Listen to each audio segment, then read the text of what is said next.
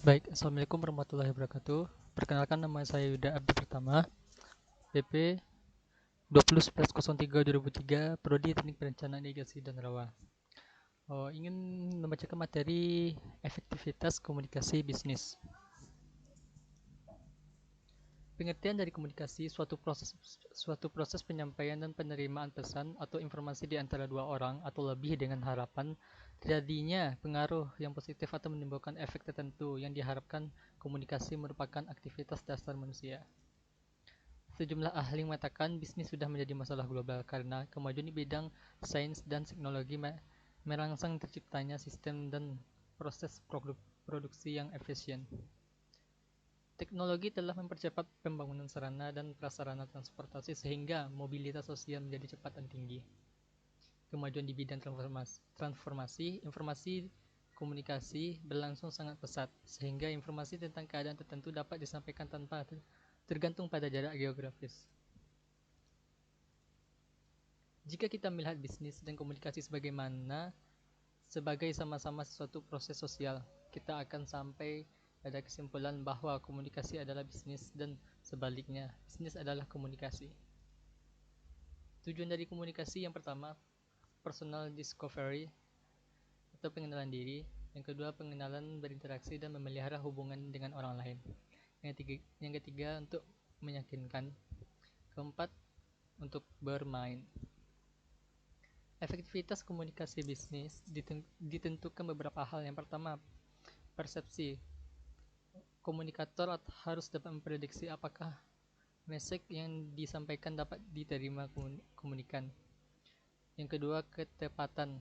Komunikator perlu mengeksperikan hal yang ingin disampaikan sesuai dengan kerangka pikir komunikan. Ketiga, kredibilitas. Komunikator perlu memiliki suatu keyakinan bahwa komunikan dapat dipercaya. Sebaliknya, dia juga harus bisa mendapatkan kepercayaan dari komunikan. Yang selanjutnya, pengendalian. Komunikator pengendalikan feedback dari komunikan agar pembicaraan tidak melenceng dan sesuai dengan target komunikasi yang diharapkan. Selanjutnya, kecocokan. Menjaga hubungan persahabatan yang menyenangkan dengan komunikan.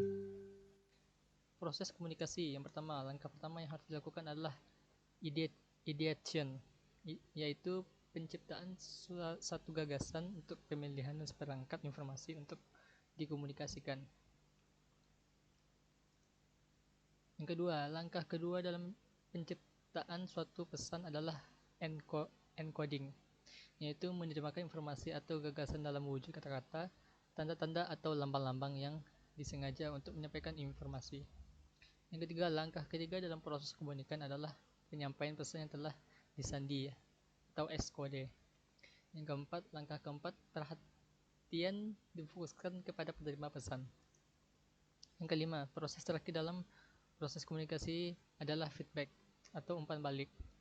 Respon atau umpan balik dari penerima terhadap pesan yang disampaikan komunikator dapat berwujud kata-kata ataupun tindakan-tindakan tertentu. Ketiga, kemampuan komunikasi bisnis.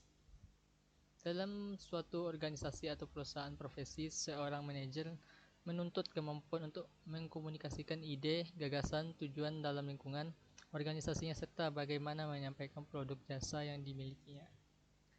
Dengan adanya komunikasi yang baik, suatu organisasi dapat berjalan dengan lancar dan berhasil.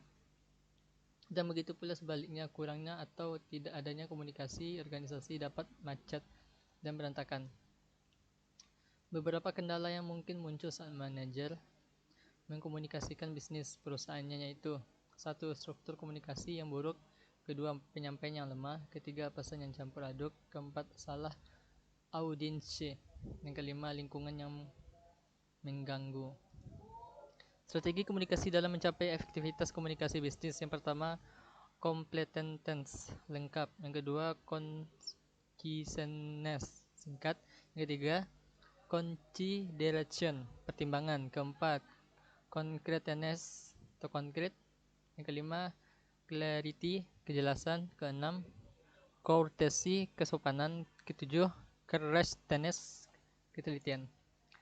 Kesimpulannya adalah yang pertama, komunikasi bisnis merupakan proses pertukaran pesan atau mencapai efektivitas dan efisiensi produk kerja di dalam struktur dan sistem organisasi. Yang kedua, para manajer perlu membekali diri tentang kemampuan berinteraksi dengan beragam budaya, gaya manajemen atau bisnis dengan mitra bisnis dan lain-lain.